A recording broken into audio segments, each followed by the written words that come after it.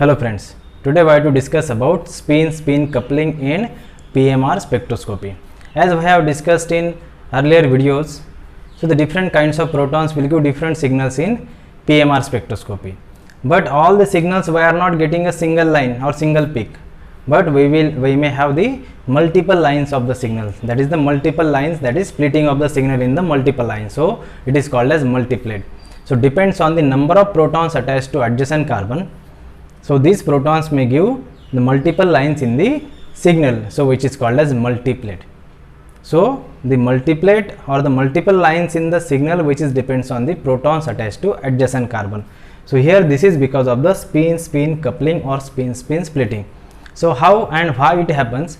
If you see the interaction between the chemically non-identical protons, when the protons are chemically non-identical, totally non-equivalent protons only undergoes interactions and they couples each other. So this is the interaction between chemically non-equivalent protons. So when the protons are chemically non-equivalent, then they interact each other and then they couples with each other. So if you see here example of suppose CH2.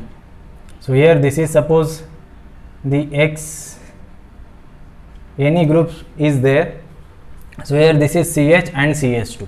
Now here we are to discuss the splitting pattern of this CH and this CH2. So this is methine and this methylene. So here we can refer this as a and this as a B. Now what is this spin-spin coupling? This is the interaction between chemically non-equivalent protons. Equivalent protons does not undergoes the interactions, or the equivalent protons or the chemically identical protons do not couples with each other. But when these are non-identical, then they couple with each other through the spin-spin coupling. So what is now here spin-spin coupling?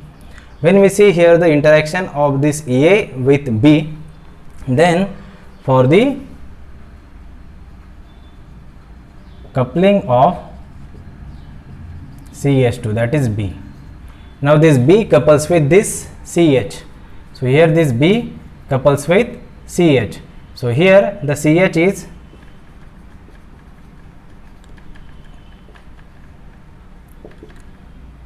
here this CH. The CH is having only one hydrogen, that is one nuclei. So it can express the spin state of this CH like this. So this can be aligned to this, or this can have the alpha spin state, or it may have this spin state. So this CH2 when interacts with this, so this hydrogen can have this alpha spin state, or it may have this beta spin state. So this is aligned. So here it is de-shielded while it is shielded. So here we will get two lines in this signal. So this one because of this and other because of this. So as 1:1 intensity, we will have here this two lines. So these are the two lines because of this. So this is called as doublet, because here we get two lines, one because of this, other because of this. So here this is the doublet we observe here in case of coupling of this CH2 with this CH. But when this CH couples with this, means coupling of this CH. So here this is where to see here the pattern of this A. Now here when this couples with this CH2, then these are the two nuclei. So when these are having the two nuclei, then the both nuclei may have the alpha spin state. Or second possibility is first may have the alpha spin state, second may have the beta spin state. Or next possibility is first may have the beta spin state and the second may have alpha spin state. So one is alpha beta or beta alpha, here both are alpha, and the third possibility is here both will be having this beta spin state. So here the spinning pattern of these two CH2 will be expressed by this like this. Both will have, both may be aligned. So here one is aligned, one is opposing, and both are opposing. So if you see here, this is the one set, these are the two set, this is here one set. So its intensity is 1:2 2:1. So we will have here 1:2, 2:2, 1 intensity, 3 lines. So here these are the 3 lines, 1:2, 2:2, 1. So these 3 lines are called as triplet. So here we get triplet for this. So here this is giving doublet and this shows triplet because of this spin-spin coupling. As these are chemically non-identical, so this explains the field of or the spin states of the adjacent protons. So here this one hydrogen can have these two orientations. This may be alpha or with beta spin state. So both will have the as 1:1 intensity. We will have the 2 lines for this. So here we will have the 3 lines for this in the PMR spectrum. So these 3 lines are called as 1:2, 2:1, that is triplet. So for 3 protons, adjacent 3 hydrogens, we will have 1:2, 3:2, 3:1. So these are the 4 lines in a signal we can observe. So here this quartet is like this, 1:2, 3:2, 3:1. So these are the 4 lines. It is called as quartet. So in this way, this is called as spin-spin coupling or spin-spin splitting because of the different spinning pattern of these chemically different nuclei. They undergoes interactions, and these interactions through the different spinning pattern of the adjacent protons called as spin-spin coupling or the splitting of the signal.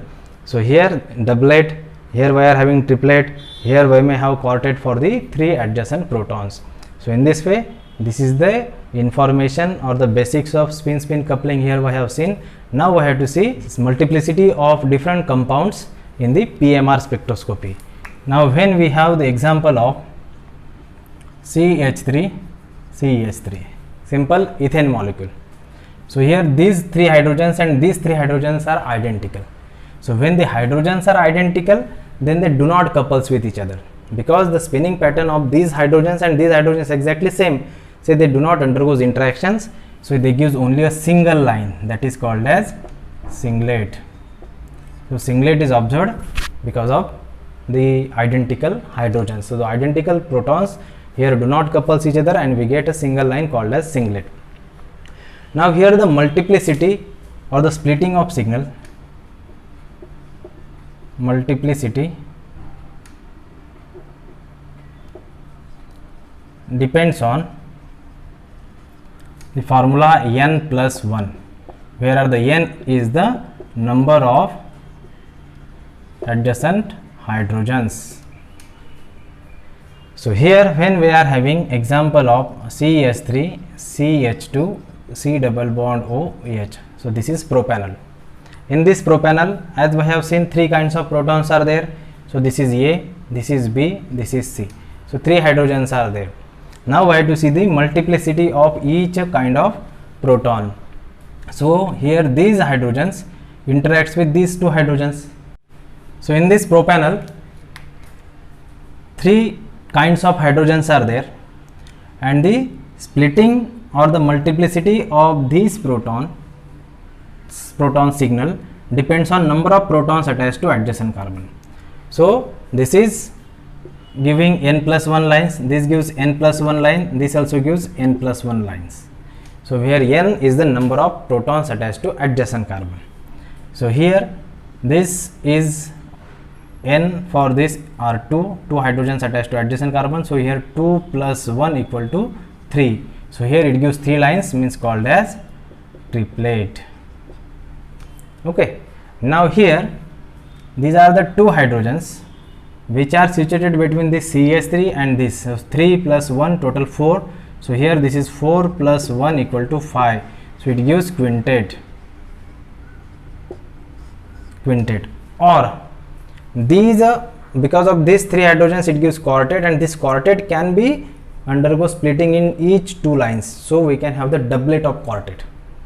But here simply we can show here 3 plus 1 4 hydrogens are there to the adjacent carbons, 4 plus 1 is 5. So the 5 lines given by this, so it is quintet, or we can say doublet of quartet. Now the next is here C. So C is attached to B. So So B is having 2 hydrogens, so 2 plus 1 equal to 3. So it gives 3 lines, which is called as triplet. So here, with the help of H1 NMR spectroscopy, we will determine the environment of each kind of proton. So the splitting of that signal depends on number of hydrogens attached to adjacent carbon. Now when we see the example of CH3, C double bond O, CH3, acetone. So here these 3 hydrogens attached to carbonyl, these 3 hydrogens attached to carbonyl, so there are no hydrogens to this. So all the 6 hydrogens shows singlet, just like this. Again we can have here in case of CH3 O CH3, so singlet given by both the hydrogens. So here this is one signal, that is singlet. If we see example of CH3, CH2, C double bond O, CH2, CH3. In the earlier video we have seen the number of kinds of hydrogen. So this is A, this is A, this is B, this is B. So we will have only 2 signals, one by A and second by B. So A is here attached to B. So 2 hydrogens attached to adjacent carbon. So 2 plus 1 equal to 3. So it shows triplet. The same triplet given by this. So here this 2 hydrogens attached to methyl. So this methylene attached to methyl. So here 3 plus 1, total 4. So it gives quartet. So here we have 6 hydrogens, that is methyl gives triplet, and 4 hydrogens gives quartet. So only these 2 signals are obtained by this. Now we have to see some next examples. Here we have to see the example of ethanol, CH3 CH2 OH. Now when the proton attached to heteroatom such as oxygen, then it does not couples with adjacent proton because it is exchangeable. Due to its exchangeable position, its position is not fixed because it exchanges its position with other hydrogen because of the hydrogen bonding. So this is having exchangeable position. So such a protons which are attached to heteroatoms will give single line, that is singlet. So here we are having this A, B, C. Now here this CH2 only couples with this but not with this. So here this is N plus 1. So adjacent protons are 3. So 3 plus 1 equal to 4. So it gives quartet. So here this N plus 1, N means number of adjacent hydrogens 2. 2 plus 1 equal to 3. So it gives triplet.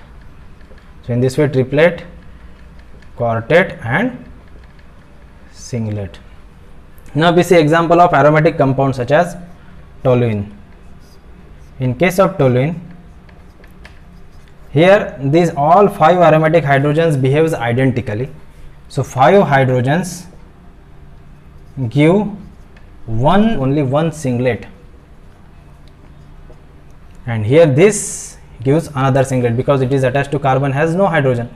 So it gives another singlet.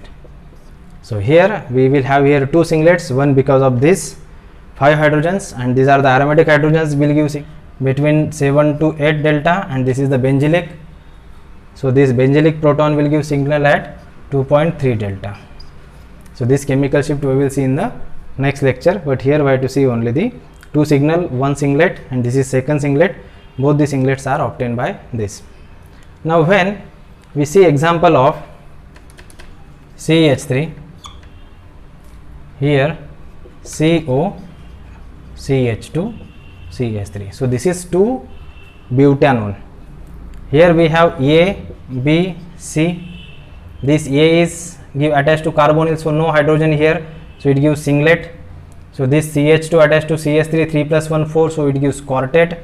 So this CH3 attached to CH2, it gives 2 plus 1 triplet. When we see example of isopropyl alcohol, CH3, CHOH, CH3. So how many hydrogens are here? First we have to find hydrogens. So here these both the methyls are identical. So this is A, this is B, and this is C. So 3 hydrogens are there. So we will have the 3 kinds of signals here because of the 3 kinds of hydrogens. As we have seen, hydrogen attached to oxygen will give singlet because it does not experience the field of adjacent protons or experience the splitting pattern of the adjacent protons. So it gives singlet. Now here this hydrogen is attached to carbon having these two methyl groups. So 3 plus 3 total 6. So 6 plus 1 line equal to 7. So it is called as multiplet. M stands for multiplet. So the multiple lines will be obtained here, 7 lines. Now these 6 hydrogens, that is methyl attached to CH, and CH is 1. So 1 plus 1, so equal to 2. So it gives doublet. So doublet by 6 hydrogens, that is 2 methyls. This multiplied by CH and this OH will give singlet. In this way here we have seen spin-spin coupling and the multiplicity pattern of the signals of the organic compounds in the different types of compounds here we have discussed. Now the next we have to see coupling constant. What is coupling constant? Coupling constant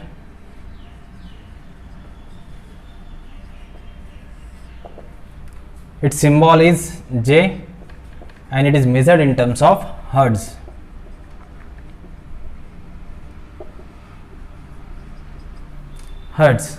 So here the coupling constant is nothing but it is the distance between the two successive peaks of the multiplet or of the signal. So when we are having doublet of a particular proton, so here this distance between this is called as coupling constant. So the distance between the two successive lines. So when we are having triplet, so here this distance is called as J. When the coupling is there between the two hydrogens such as CH3 CH2X, CH3 CH2X. So this is suppose A, this is here B. Now when these two protons attach to each other, they couple with each other. So here the coupling constant of these two protons must be same. So here it gives triplet, here it gives quartet. Now here this J of this is called as J of AB. Coupling constant is referred as a J of A and B. So here it gives triplet, here it gives quartet. So here this distance and here this distance. So this J and suppose this is J dash, then this J equal to J dash. So here both are exactly same because they are couples with each other. So this also gives us information about whether the protons are adjacent or not.